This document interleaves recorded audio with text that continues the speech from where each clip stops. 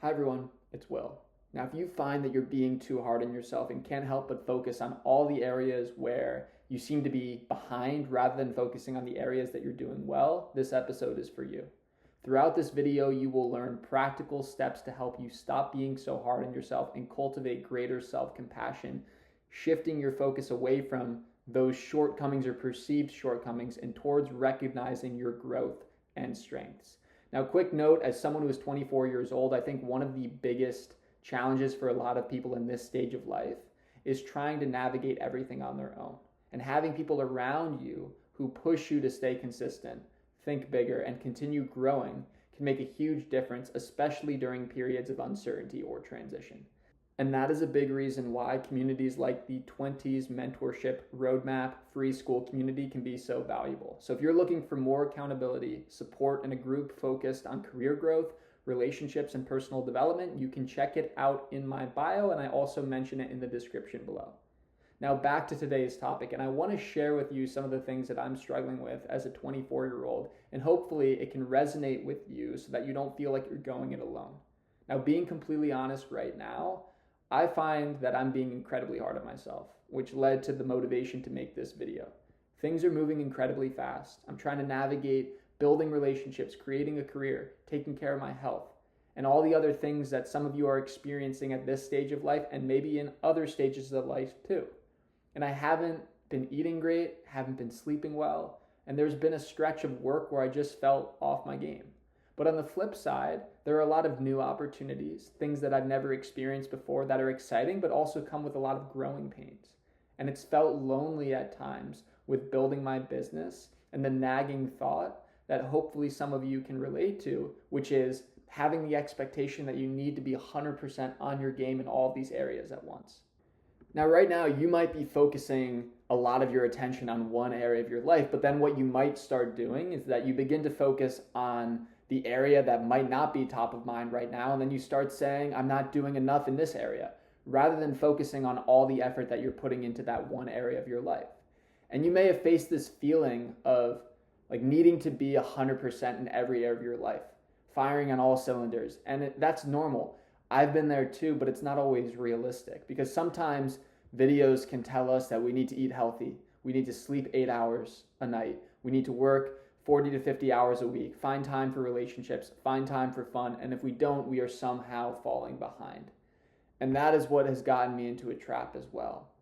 But you don't need to be perfect all the time. And here are some tips that I encourage you to tap into if you find yourself being hard on you.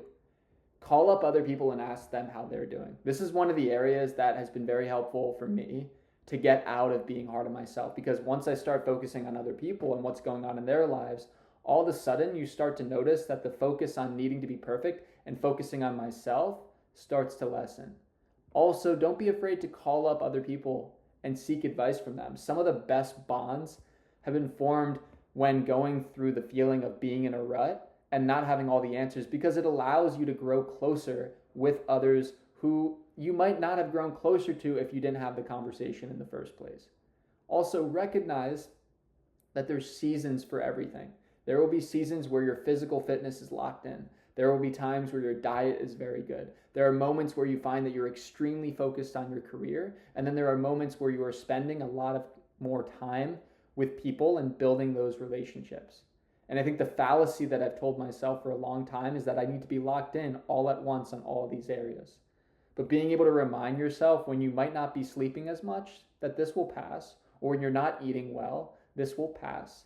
Maybe you aren't working as many hours as you would like, other things have gotten in the way, and just being able to give yourself the recognition that you'll make up for it is important. And of course, we do need to make sure that us being easier on ourselves isn't giving us a free pass to not do anything, because that would be counterproductive. But being able to appreciate and know that these are seasons of life is key.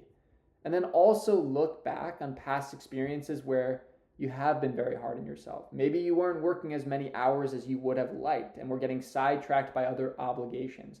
And I think for me, I've noticed that with building my own business. But you found a way to get back on track. So always recognize that the ruts, they aren't permanent. And just like how you got out of them in the past, you're going to get out of them now. And history is such an important lesson, because the more time that we accumulate in our lives, the more references that we have to allow us to be easier on ourselves. That is because we can be reminded of moments of similar feelings that we were able to work through.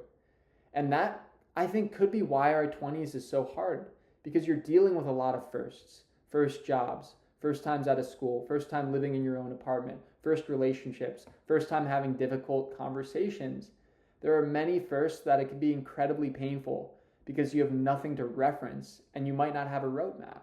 But that doesn't mean that you have to go it alone. And that's another reason why speaking to other people is important, because you might not have all the experiences yet, but you can borrow the experiences from others. Nothing has given more relief to me in my own life than hearing from people who have gone through a similar experience. So even if there's just one person in your life who you really look up to, use that as an opportunity to have a roadmap and to learn from those further along in their life.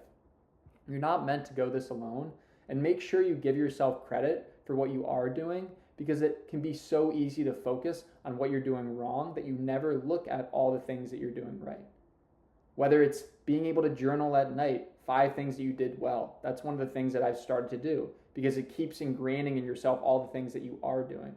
Or being able to do something else that works well for you. It doesn't need to be that. Having those little reminders along the way can make all the difference. So before we wrap up, again, one final thought. As I mentioned earlier, your 20s can feel exciting, confusing, overwhelming, uncertain, all at the same time, and trying to navigate everything alone can make it even harder.